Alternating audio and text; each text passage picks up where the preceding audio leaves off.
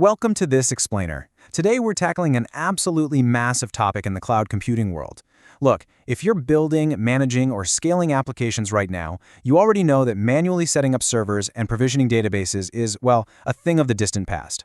We all know the industry has moved on, and the future is entirely driven by code. But that brings up a really massive architectural dilemma, doesn't it? Which code do you actually use? So today, we're diving deep into the ultimate showdown between the two major heavyweights for managing cloud infrastructure, Terraform and Pulumi. So, Terraform or Pulumi? Which approach to infrastructure as code is actually right for your team? It's a debate that's literally happening in engineering stand-ups, Slack channels, and architecture meetings all over the globe right now. Both tools are incredibly powerful, and they're both heavily used by massive enterprises, but they take fundamentally different philosophies on how you should interact with your cloud environment. By the end of this explainer, you're going to have a crystal clear understanding of the core mechanics behind both of these tools. And more importantly, you'll know exactly which one makes the most strategic sense for your specific engineering situation.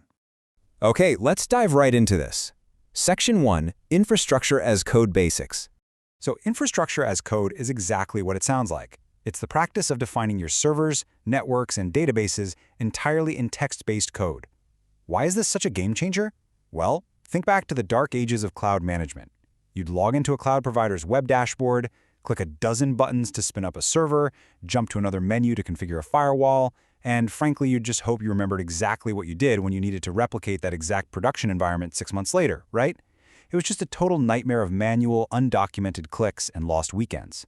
Both Terraform and Pulumi solve that exact problem. They replace that tedious, error-prone clicking with version-controlled, repeatable code. You write a file, you commit it to your repository, and suddenly your infrastructure is as trackable, auditable, and predictable as your application software.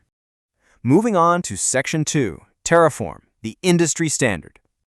To use Terraform, you have to write in HCL, which stands for the HashiCorp Configuration Language. Now, what's really interesting here is that this is a domain-specific language. That means it wasn't built to write web apps, it wasn't built to design front-end interfaces, and it definitely doesn't crunch data. It was designed with one specific laser-focused purpose: describing infrastructure. So when you adopt Terraform, you're essentially committing your team to learning this highly specialized, dedicated dialect. It absolutely forces you to think about your infrastructure in a very structured, rigid way. And actually, a lot of system administrators and architecture boards find that incredibly reassuring because, it introduces really strong guardrails. So why do so many teams absolutely love HCL and Terraform? Well, it's deliberately simpler and it's declarative. You just state your desired end state. For example, hey, I want 3 web servers and 1 secure database. And Terraform figures out the complex execution logic of how to actually make that happen behind the scenes. You don't have to write the step-by-step instructions. This gives the code incredibly high readability and predictability, especially for infrastructure that doesn't need intensely complex dynamic logic. Plus, because Terraform has been the industry standard for so long, it boasts an enormous ecosystem of provider integrations. It covers virtually every major cloud service on the planet. And the biggest win for developer velocity? For sure, it's the massive library of pre-built modules. You're almost never starting from scratch with Terraform. There's usually a community-tested, pre-built module ready to go for whatever specific pattern you're trying to deploy. All right, let's shift gears. Section 3, Pulumi, the familiar alternative. Python, TypeScript, Go. When you look at Pulumi's core toolkit, you might notice something missing, right? There is no new proprietary configuration language to learn. Pulumi's big disruptive idea is letting you define your infrastructure using the general-purpose programming languages your team likely already speaks natively. You don't have to send your developers to a bootcamp to learn a domain-specific dialect just to spin up a storage bucket. You literally just use the exact same languages that are already powering your core application code. This fundamentally changes the cognitive load on your engineering team, entirely removing a massive barrier to entry. And by using these native languages, you instantly unlock familiar programming constructs. I'm talking loops, reusable functions, standard if-else conditionals, all right out of the box. This drastically reduces the learning curve for software engineers. Just think about it. Instead of wrestling with the quirks of a specialized configuration language to do something dynamic, like, say, generating 50 server instances based on a JSON array of global regions, you just write a standard for loop in Python or TypeScript. You write it exactly like you would in any normal software project. You have the full power, logic, and expressiveness of a mature programming language right at your fingertips to build and manage your infrastructure. Let's put these two heavyweights in the ring. Section 4, Ecosystem and Testing Head-to-Head. First up in our direct comparison is the language choice itself, and this really represents a fundamental architectural trade-off. Terraform champions HCL. It prioritizes strict boundaries, predictability, and safety guardrails. It purposefully limits what you can do so that infrastructure remains highly uniform across an organization. Pulumi, on the other hand, champions absolute flexibility, handing you the keys to a fully fledged programming language. So it really comes down to a philosophical question for your engineering team. Do you want a strict, specialized tool designed for exactly one job, or do you want the limitless power and expressiveness of the languages your dev team already uses every single day? Moving over to community and ecosystem, Terraform has by far the larger crowd. The documentation is incredibly extensive. If you run into some bizarre, obscure error at 2 in the morning, chances are exceptionally high that somebody else has already solved it on a forum or on Stack Overflow. Now, Pulumi's ecosystem is smaller and newer, but it has a massive strategic advantage. It maintains compatibility with most of the same underlying cloud provider APIs that Terraform supports. This means that while Pulumi might lack a decade of forum posts, it punches well above its weight class in terms of sheer capability and integration breadth. It can talk to the exact same cloud resources, it just uses a different dialect to do it. And this brilliantly illustrates how that difference in language choice drastically changes one of the most vital daily workflows for any engineering team, which is testing.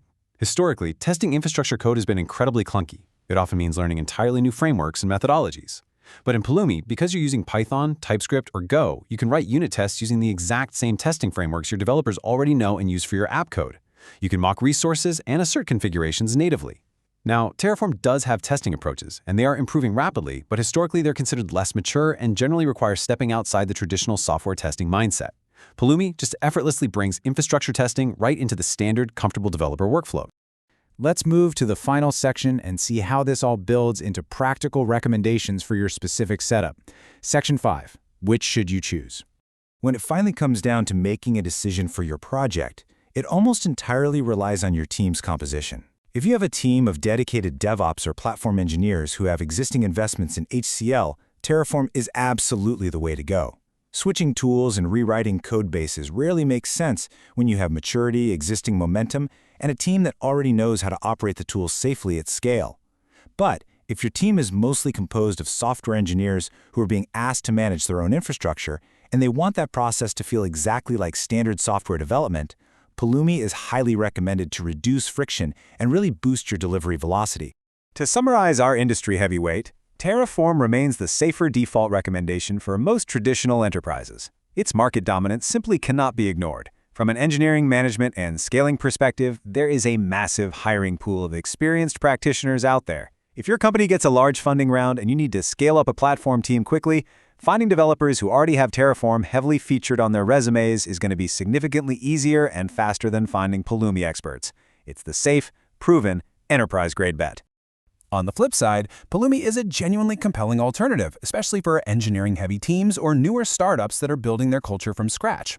If your ultimate dream is to have consistent, familiar programming languages stretching all the way from your front-end web application through your back-end microservices right down to your foundational infrastructure provisioning, well, Pulumi actually makes that a reality. It breaks down those classic silos between software developers and operations teams by allowing everyone to speak a universal language.